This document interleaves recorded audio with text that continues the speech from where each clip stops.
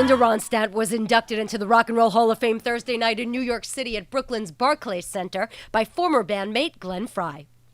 Before forming the Eagles, Frey and Don Henley were a part of Ronstadt's touring band, and Backstage Artists and News asked Glenn when he first realized the talent that Ronstadt had. At the first rehearsal, when she opened her mouth to sing and the voice was big enough to fill the rehearsal room without a microphone, I think the first thing, Linda was so darn cute, and she was very, very smart.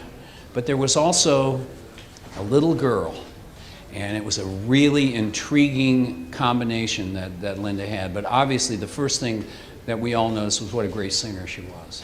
And for Don and I, to be the two harmony singers, to be singing with her on all these incredible songs that she loved, was just like the step in the right direction for us. We both loved harmony singing, and to be able to do it with Linda was a treat. Ronstadt was unable to perform due to her battle with Parkinson's disease, and Glenn Frey talked about how she's doing. She's doing great. I talked to her 2 days ago, and she sounded fine. She just can't travel. She's got a really bad back, and she can't sit for very long without needing to lay down. She can't lay down for very long without needing to get up.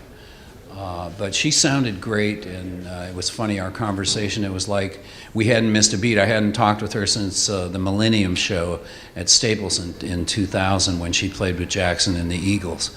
But of course I follow her career, and at this time I think it was just a little too much to ask her to fly across the country. Linda was honored by a crew of the most powerful women in music: Stevie Nicks, Carrie Underwood, Sheryl Crow, Bonnie Raitt, and Emmylou Harris. And the country legend talked about her friendship with Linda.